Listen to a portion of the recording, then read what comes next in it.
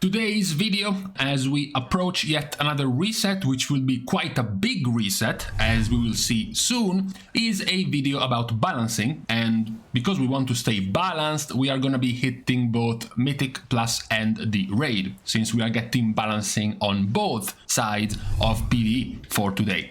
Let's start with what finishes what Blizzard started a few days ago, which is the balancing in Mythic Plus. So we already had the first bit, which was already the biggest change in Mythic Plus, the one where above keystone level 20, each additional keystone level will now increase enemy health and damage by only 8% instead of 10, effectively making high keys feel 1 to 2 levels lower. 1 level lower as you approach plus 25, and then 2 levels lower as you approach plus 30. This was already, of course, the biggest change in Mythic Plus. We do have some follow-ups. As you know, what many players might still have told you after reading this still huge change in Mythic Plus is that, well, you know, it's not gonna change much because the Exodia comp, the most powerful specs, are still the same. Even if Blizzard continues to nerf them, they are gonna end up being the only ones that can push these high keys anyways. Blizzard has identified a particular spec or class as a problem, as they think is Priest, and also the benefit that Priest can bring you with Mass Dispel. This is something we have mentioned. Nowadays there are quite a few targets, quite a few useful points in dungeons where you can Mass Dispel. In particular, you can, for example, Mass Dispel the Gashtooth's Decayed Senses in Brackenhide to dispel the tank without having to worry about dispelling the healer in time. You have good time savers like Mass Dispelling the shield of the skeletons in Underrot or the storm shield of the Turbulent Squalls in Vortex Pinnacle. You have the time sync slow debuff on the last boss of Uldaman, the Emberon's magical dot in Uldaman. Of course, you still have bursting you can Mass Dispel, right? So plenty of things that can make this ability useful. In Halls of Infusion, the Glacial Proto-Dragon's Deep Chill. So the AoE that puts a slow and a dot on everyone, as well as hitting quite hard on the first hit. Now this dot is going to affect players once every 2 seconds instead of once every second. So effectively the dot has been nerfed by 50% in damage. And then you have the one in Uldaman. Now you're like, oh, Uldaman, there is the Emberon's dot, there is the last boss time sync, you know, what's gonna be? It's gonna be the Infinite Time Reverse Stolen Time. So it's the stacking, ticking dot of the last few mobs before the last boss. Now it is going to add an extra stack to the dot every 8 seconds instead of every 4. So again, nerfed by 50%. Now, if you were thinking, well, but all of these Mass Dispel nerfs aren't really that relevant. Nowadays, in dungeons, Mind Soothe is an even better tool than Mass Dispel for a priest. And on top of that, it's pretty funny that these dragons are the ones being nerfed when they are in the same corridor where you use a priest to skip all of it with Mind Soothe in the first place.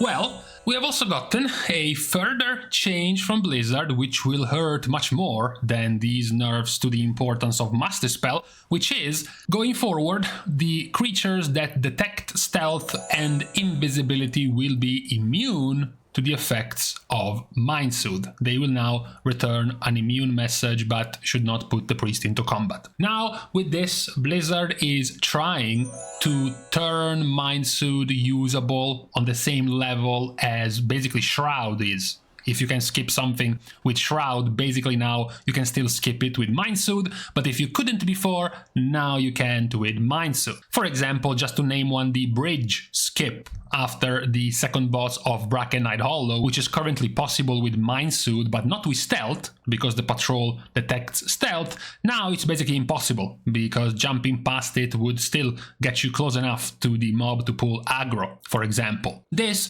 is much more hurtful to the value, to the utility value of a priest in a key. The ability to skip mobs thanks to this Mind Soothe, which will now be significantly weakened after this change in this reset, basically already live. We said this was a balanced video because after talking about Mythic Plus, which will still have the biggest changes come this reset, we do also have a couple of nerfs. I would say a couple of set of nerfs to the raid. We are talking about the last two bosses, Echo of Neltharion and Sarkareth. Now the progression in the raid has been going somewhat okay. The raid has been out for roughly 3.5 months and we have somewhere in the range of 750 kills after 3.5 months of Aberrus. By comparison, in the same 3.5 months window, in Sanctum of Domination, the second raid of Shadowlands, we had about 750 kills for Sylvanas.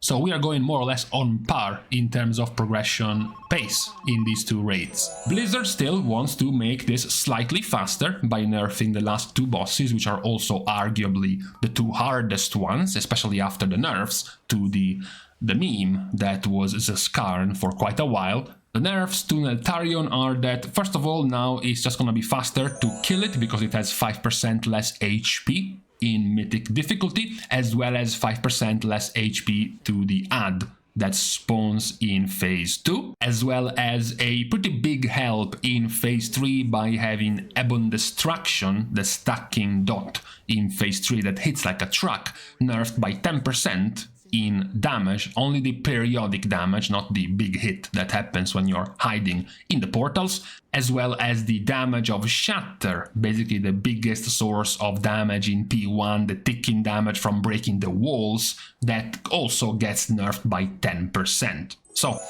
some nerf to help the DPS by making the HP of the boss and the add, the important add, weaker, and then also some help to the healers by making the two hardest hitting mechanics, the Shatter of P1 as well as the dot of P3, to be 10% weaker. That's for Neltharion. Then for Sarkareth we have extended nerfs, more so than for Neltharion. Number 1, we have Sarkareth's Berserk time has increased by 30 seconds. This is roughly irrelevant at the moment. Echoing Howl damage per tick has been reduced by 20% in Mythic difficulty. This is the damage of when you remove the Oppressing Howl from you, when you go and stack under the breath of Sarkareth, and it is the biggest source of damage taken in Phase 1. So having it nerfed by 20% is gigantic for guilds, especially the ones progressing on the boss, where Phase 1 is easily the hardest phase, at least for healing, to get through alive into Phase 2. Empty Recollections health has been reduced by 17%. This is the add. It's also quite relevant because sometimes you might have been lagging behind at dealing with add damage, so this one definitely helps.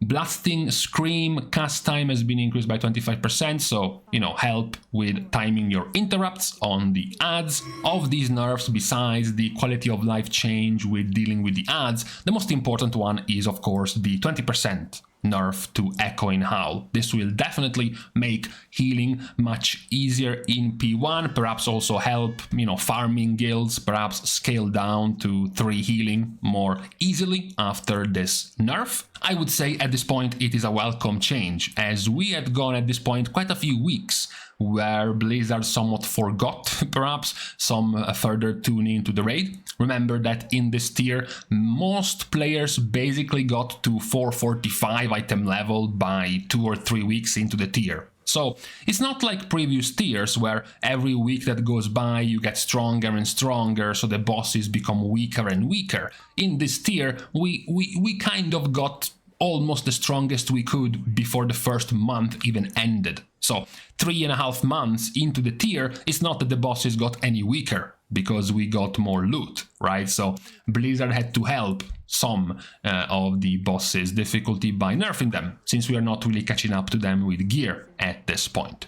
We will see, of course, the effects of these nerfs, still, of course, not nearly as big as the major change given to the scaling of Mythic Plus keys. Still, at least good to see that Raid is still getting some attention from Blizzard in terms of tuning, even quite deep into the tier. So, with this checkup on the balance of this week's reset, it's now time to leave each other once more.